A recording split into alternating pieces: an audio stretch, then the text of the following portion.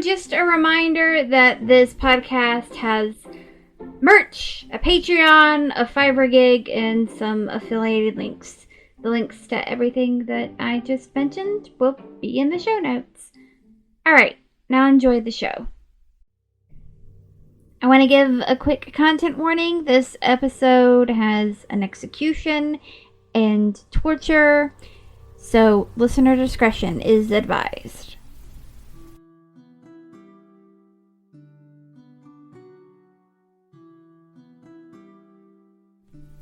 If someone describes you as being Machiavellian, they are not trying to give you a compliment.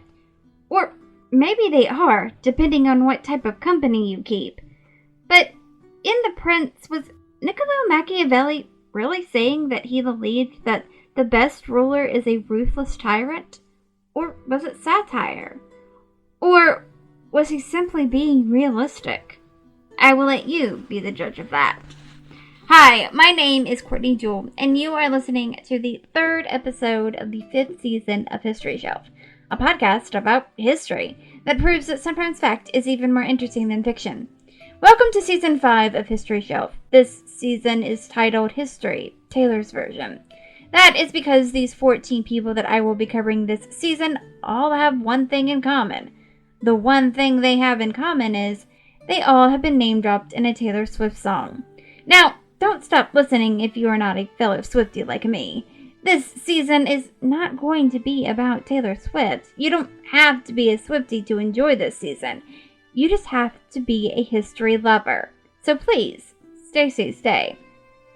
What we are going to do is you and I are going to go on a little adventure that spans 2,404 years.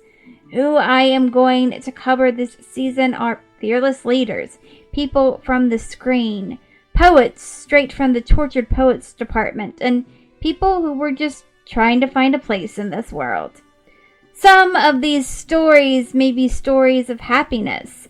They may be sad, beautiful, tragic, but long story short, I hope that you will be enchanted to get to know the stories of these historical figures all too well. So, are you ready for it? For this week, I am talking about Niccolò Machiavelli.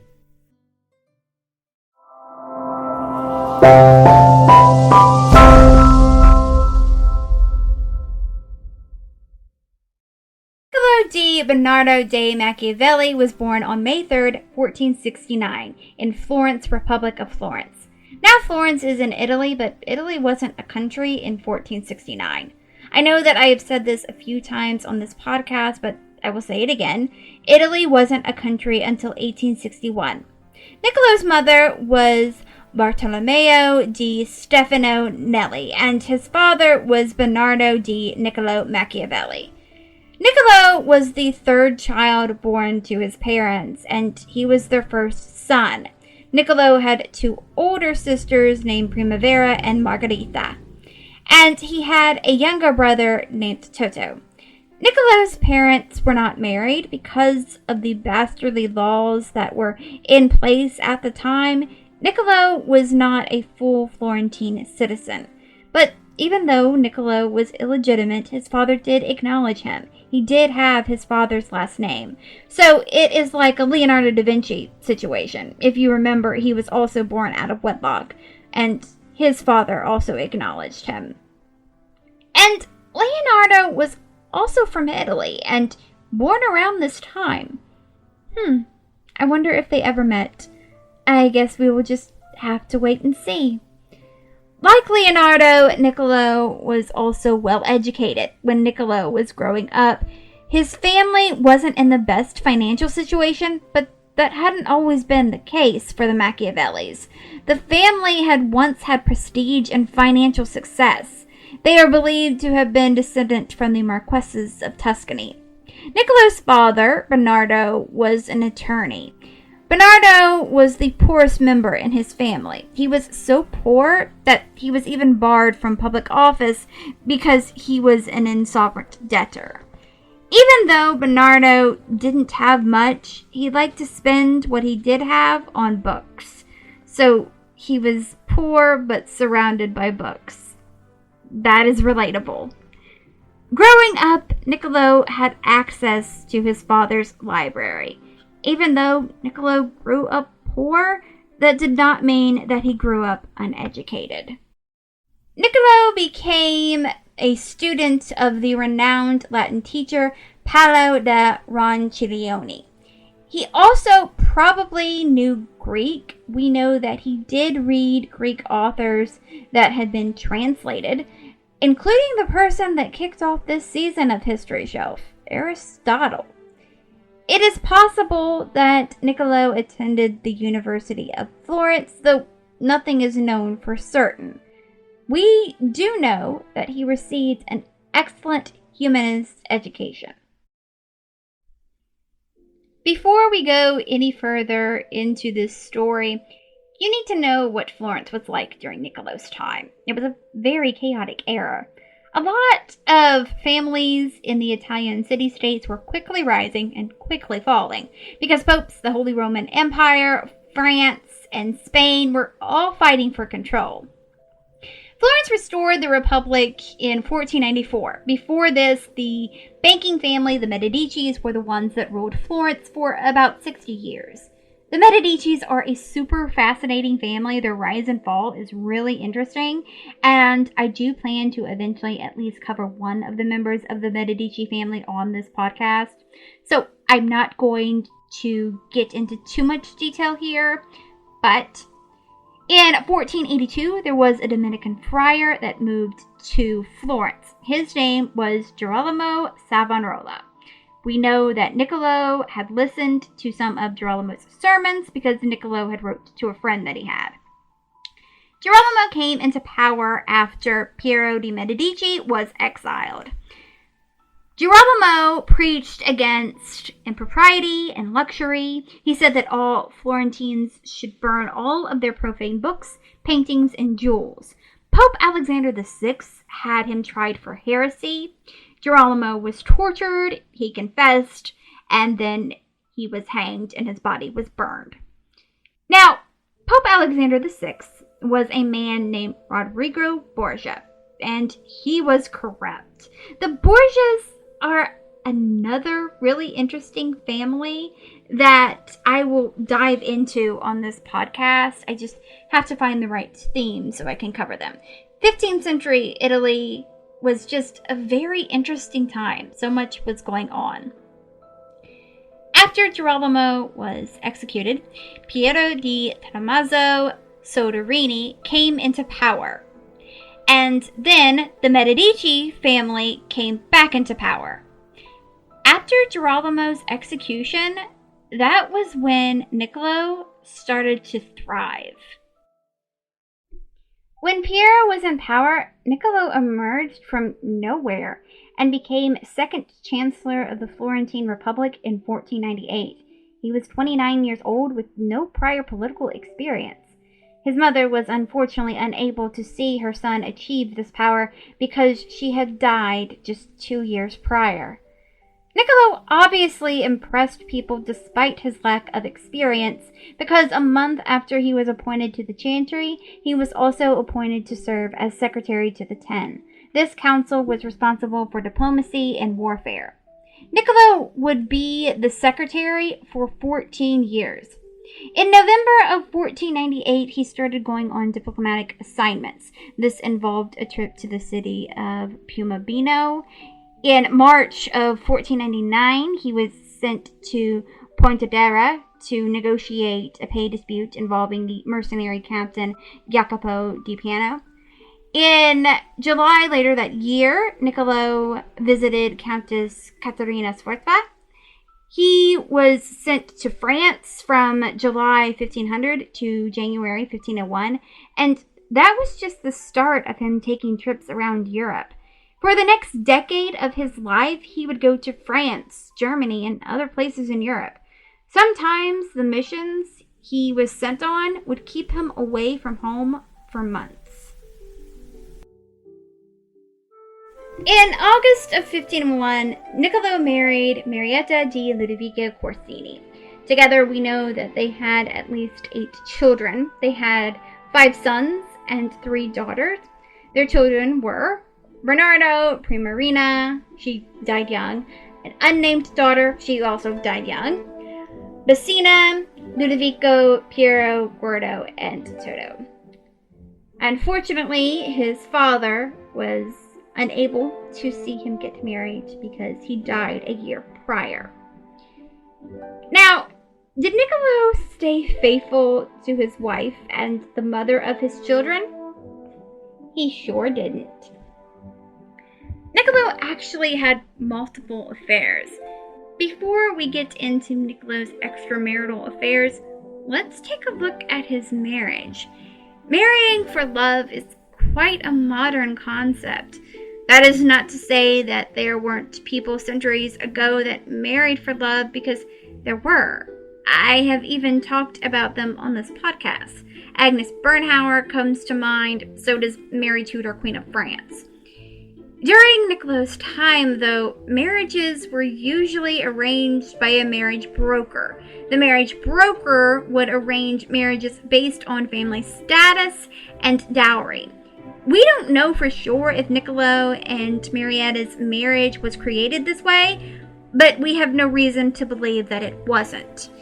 Now, just because a marriage is an arranged marriage doesn't mean that love can't form after the marriage. There are examples of arranged marriages that turned into loving unions. But it is hard to determine if that is what happened between Niccolò and Marietta. Only one letter between the two of them has survived. The letter is from Marietta, and if we go off that one letter, which it is really difficult to determine what kind of relationship they had with just one letter, but if we go off that letter, it appears that Marietta at least had some affection for Niccolò. This letter was written in 1503, so roughly 2 years after they were wed. In the letter, Marietta tells Niccolò that she misses him and that she has concerns for his health. She says that their son looks like him. She says, quote, "Since he looks like you, he seems beautiful to me," end quote. She asks Niccolò to write her more, and she ends the letter with telling him to remember to come home. We don't know if Niccolò filled her request for more letters. There may be some clues to how he viewed his marriage, or just marriage in general, in two of his plays. The plays are titled Mandragula and Calicia. In Mandragula, a young man named Calimica wants to sleep with a beautiful married woman named Lucrezia. So he tricks her husband so he can spend the night with her. Lucrezia falls in love with him and invites him to stay in the house with her and her husband. In Calicia, a man named Niccomaco falls in love with his adopted daughter. So he marries her off to a man that is stupid and has them move in next door to him so he can have sex with his daughter anytime that he wants. In both of these plays, the main character looks for love outside of his marriage. Now, this doesn't mean that Niccolò had a loveless marriage. Artists are allowed to get inspiration from other places other than their own personal life. But the truth is, we don't know. What we do know is none of Niccolò's mistresses had to write him a letter to remind him to go to their home. In fact, he would go out of his way to see them. Which brings me to his mistresses. Let's find out more about them. Niccolò was known to fall for many women in his lifetime. The first mistress of his was Jeanne et Lyons. We don't know much about her or their affair.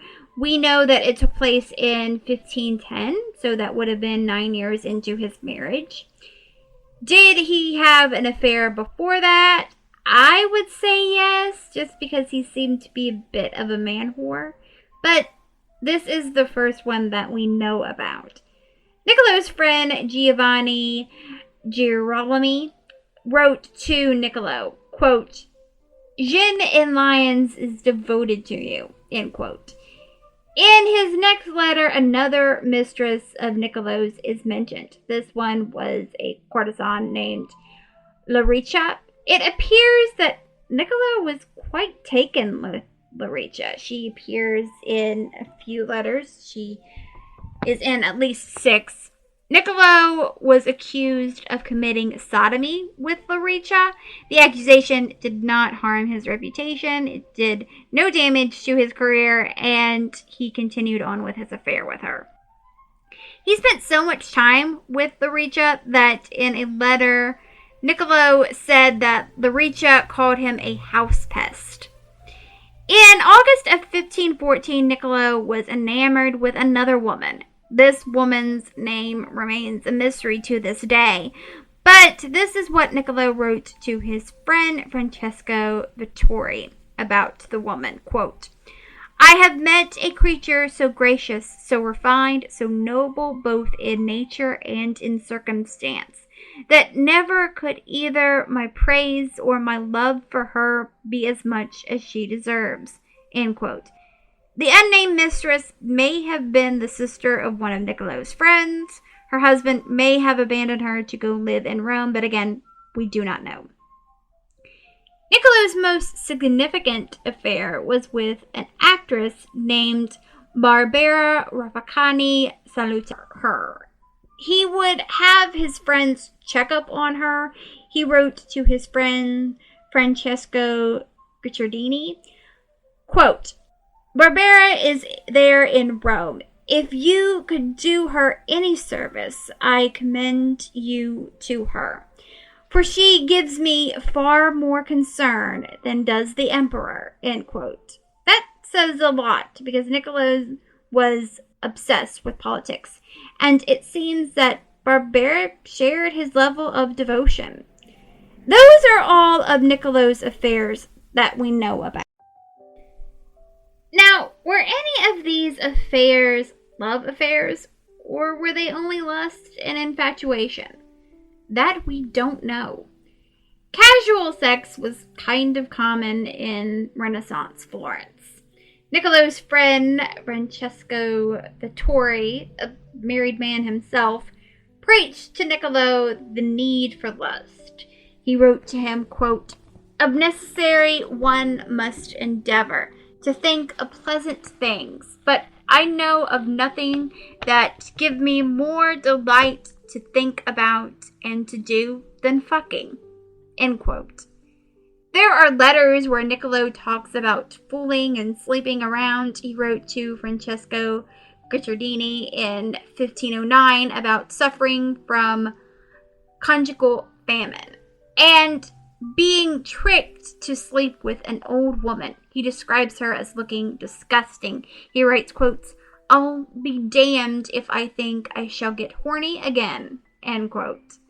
The truthfulness of that letter has been called into question, but it still seems Niccolò was no stranger to casual sex. But it does appear that Niccolò had a romantic side to him. His friend, Francesco Vittori, asked for Niccolò's advice after he had fallen in love with a woman that was not his wife.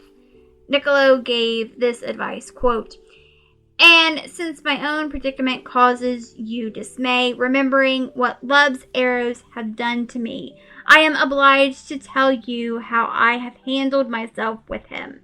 As a matter of fact, I have let him do as he pleased, and I have followed him through hill and dale, woods and plains. I have discovered that he has granted me more charms than if I had tormented him. So take off the saddle packs, remove the bridle, close your eyes, and say, 'Go ahead, love, be my guide, my leader. If things turn out well, may the praise be yours. If they turn badly, may the blame be yours. I am your slave.'" But Niccolò was better known for his politics, so let's get back to that. Piero Soderini allowed Niccolò to create a Florentine militia in 1505 and 1506. He created a militia so Florence would not have to rely upon foreign or mercenary troops.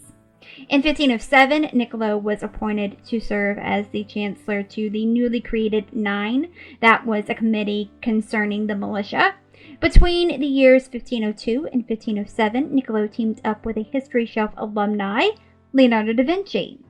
He worked with Leonardo on several projects. The most notable was an attempt to connect the Arno River to the sea. This was to irrigate the Arno Valley and to cut off the water supply to Pisa. In August of 1512, the militia Niccolò had created was defeated at the city of Prato. The Medici, that was backed by Pope Julius II, used Spanish troops to defeat the Florentine militia. So then Piero Soderini resigned and went into exile. On September 1st, 1512, Giuliano de' Medici came marching into Florence and reestablished Medici control of the city. On November 7th, 1512, Niccolò was one of the officials from the Republic that was dismissed. So his tenure for the Florentine government was from June 19th, 1498 to November 7th, 1512. Niccolò was accused of being in an anti-Medici conspiracy in late 1512, and I am going to warn you, I am about to talk about torture. Niccolò was tortured and imprisoned for 22 days in early 1513. His torture was that his shoulders were painfully dislocated. He was released in March, and he retired to a family home in Sant'Andrea. That home is still standing today, so if you are ever in that area, that might be something that would be worth checking out. Niccolò's reputation wasn't just damaged, it was destroyed by this. But he wasn't going to let anyone keep him down. Just like Taylor Swift, he rose up from the dead and put his pen, or in his case, quill, to paper, and he got to writing. Let's just say that he was in his reputation era. He wrote to Francesco Vittori on December 10th, 1513, that he had began writing what would become his most famous philosophical book, The Prince. I will dive deeper into The Prince in just a few moments.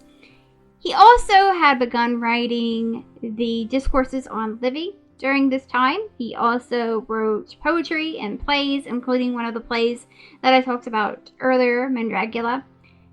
But now back to The Prince. The Prince was a pamphlet in 1513. In this pamphlet, Niccolò said that the ideal ruler was an amoral, calculating tyrant. Before The Prince, political philosophers made a connection between moral goodness and legitimate authority. So it was believed that those that had a virtuous moral character were the only ones that were worthy of political power. And if they wanted to stay in power and be able to pass that power down to their heirs, then they had to stay moral. But Niccolò didn't see it that way. He believed that there was no connection between moral goodness and power. He said, from his experience in the government, that goodness and right were not enough to hold on to political power. He believed that it was best for a ruler to be loved and feared, but he knew that it was rare to achieve both, so he said that it was better. Scholars have struggled over the years with how to describe Niccolò. They acknowledge that he was trying to take a realistic approach to politics, but the word Machiavellian has still come to be known as another word for deceit and deception and political manipulation. Niccolò was also critical of Christianity. He didn't agree with the church as seeing modesty as a virtue and pride as a sin. He believed that religion was man-made, but he did praise some religious rulers like Moses and Theseus. He praised both Christian and pagan rulers alike. And he did believe that religion was needed in order to keep the republic in line. So, while he believed that the people should be religious, he believed that a ruler should not be conventionally religious. Niccolò is associated with the quote, "The ends justifies the means." But that is a bit of a misquote. The quote is actually worse. The actual quote is, "The end makes the means honorable, and that moral men believe this." The prince did not land Niccolò back in the good graces of the Medici family, and it was not a hit with the people of Florence. While Niccolò was in exile, his friends were trying to rally for him and get his reputation restored. Friends like Francesco Guicciardini and Lorenzo di Filippo Strozzi. Lorenzo di Piero de' Medici was the ruler of Florence when Niccolò went into exile. Lorenzo died on May 4th, 1519. Lorenzo was the brother of Giuliano. That was the one that restored the Medici control in Florence. After Lorenzo died, Lorenzo's nephew, Cardinal Giulio, who would later become Pope Clement VII, governed Florence. When that happened, Lorenzo Strozzi presented Niccolò to Giulio. Niccolò must have charmed Giulio because in 1520, Niccolò was sent on a minor diplomatic mission to Lucca. There was a case of bankruptcy that Giulio wanted Niccolò to resolve. That was where Niccolò wrote the life of Castruccio Castracani of Lucca. Then later that year, Giulio agreed to have Lucca elected official historian of the Republic. He was appointed to that post in November of 1520. His salary started off at 27 gold florins a year, but it was later increased to 100. So Giulio must have been impressed with Niccolò's work. Pope Leo X, aka Giovanni de' Medici, yes, there is another Medici in this story. I hope that you were able to keep all of them straight. I wouldn't blame you if you are struggling. There were times when I was researching this that I had to stop and try and figure out how each of them were related to each other. Pope Leo X was the second son of Lorenzo the Magnificent. So that means Pope Leo X was the uncle of the Lorenzo de' Medici that was in power before Giulio came into power. Pope Leo commissioned Niccolò to write a discourse on the organization of the government of Florence. Niccolò both criticized the Medici regime and the succeeding republic he had served, and he advised the Pope to restore the republic, which I have to give it to him. That took balls, and Niccolò was already in a delicate position. He was just freshly out of exile.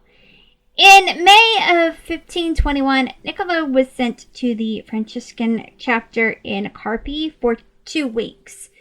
Niccolò was trying to figure out a way to tell the truth about the Medici in Florence without pissing off his Medici. Pope Leo X died on December 1st, 1521. Giulio was interested in reforming Florence's government, so he turned to Niccolò. Niccolò gave Giulio the same proposal that he gave Pope Leo X. In 1523, Giulio became Pope Clement VII. In January of 1525, Niccolò directed the first production of his play Clizia. In June of 1525, Niccolò presented his Florentine histories to Giulio, and Niccolò, in return, got 120 ducats. Niccolò was made Chancellor of the Procuratori della Mora to superintend Florence's fortifications. Giulio had formed a Holy League at Cognac against Holy Roman Emperor Charles V. Niccolò went to join the army with his friend Francesco Guicciardini. He stayed there until the sack of Rome by the emperor's forces in May of 1527, ending the war. Niccolò wanted to go back to his old post at the chantry, but his friends, the Medicis, were no longer in charge. and the people of the new Free Republic didn't like how chummy he had been with the Medici family, so he was denied the post. Niccolò then fell sick, and on June 21st, 1527, he died from a stomach ailment after receiving his last rites. He was 58 years old. He was buried at the Church of Santa Croce in Florence. In 1789, George Nassau Clavering and Pietro Leopoldo, Grand Duke of Tuscany, initiated the construction of a monument on his tomb. Innocenzo Sprignazzi sculpted it, and there is an epitaph by Dr. Ferroni inscribed on it.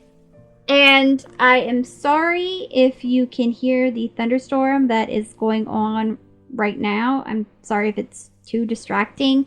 I do my best to try and control the background noise, but I cannot control the weather, so hopefully it's not too loud. Niccolò died, but his reputation has lived on due and largely in part of the book The Prince being published in 1502 after his death. In fact, The Art of War, that was published in 1520, was the only one of his major prose work that was published in his lifetime. The publication of The Prince has had a profound impact on Western politics. The Prince influenced the person that inspired the first season of History Shelf, King Henry VIII. Niccolò has inspired many politicians and philosophers in many different countries and generations, although they have not often credited him as their inspiration because the name Machiavelli has a lot of negative connotation around it. Niccolò may have inspired the founding fathers of America with his pro-republic ideas. Communists have also used him as an inspiration, including Joseph Stalin. But there are some out there that believe that The Prince is just a work of satire. In English Renaissance theater, the term Machiavel became to mean an antagonist that was ruthless. Christopher Marlowe's play, The Jew of Malta, has a character named Machiavel. He is the ghost of Niccolò. Niccolò has been depicted in the books Then and Now by Somerset Maugham, The Secrets of the Immortal Nicholas Flamel by Michael Scott, City of God by Cecilia Holland, The Measure of a Man by Nancy Holder, The Enchantress of Florence by Solomon Rushdie, The Malice of Fortune by Michael Ennis, and The City of Man by Michael Harrington. He has been portrayed in the TV shows The Tudors, multiple shows about the Borgias, Leonardo, Da Vinci's Demons, The Time Tunnel, and the TV show Medici. The show The Borgias, the one with Jeremy Irons, and the TV show Medici, I highly recommend those two. And of course, I also recommend Da Vinci's Demons, but I already mentioned that in Leonardo da Vinci's episode. There was a radio play of The Prince. Niccolò is mentioned in the movie A Bronx Tale. He is in the video games Assassin's Creed 2 and Assassin's Creed Brotherhood. Taylor Swift hasn't been the only musical artist that Niccolò has inspired. Tupac Shakur used him for inspiration. The word Machiavellian has become a synonym for Machiavel, and Taylor Swift uses that word in her song Mastermind. It is track number 13 on her 10th studio album, Midnights. And that was the life of Niccolò Machiavelli. Thank you so much for listening to the third episode of the 5th season of History Shelf. Next week's episode is going to be about Louis Vuitton. I hope you come back for that. A few things before we go. If you want to follow this podcast on social media, the TikTok is at History Shelf. The Instagram is at history_shelf_pod. The Twitter is at History Shelf Pod, and the Facebook page is History Shelf Podcast. If you want to help out this podcast financially, there are a few ways you can do that. One is you can buy merch from the History Shelf merch store, or you can become a Patreon. This podcast is always going to be free, but there are some perks that come along with becoming a Patreon. The first tier is called History Student, and that is $1 a month. And with that, I will give you a shout out on all social media platforms that History Shelf is on. I will also choose one Patreon at random for each episode I do, and at the end of the episode, I will give you a shout out here. The second tier is called History Fan, and that is $3 a month. And with that, you get the first tier, plus you get to vote in a poll that helps me choose the theme for the next season of this podcast.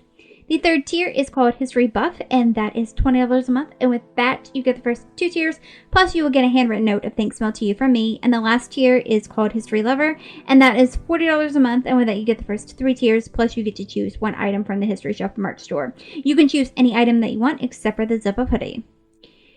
You can also take out ad space on this podcast. I have a gig on Fiverr that lets you do that. Also, you can click on one of the affiliated links and buy something. That will help support the podcast.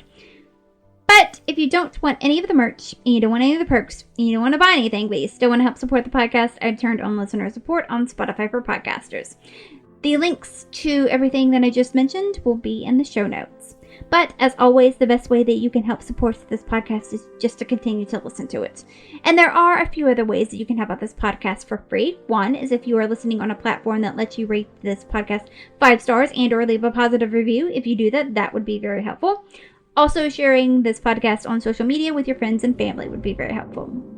All right, well, until next time, keep learning, keep loving history, and come back for next week's episode. Bye.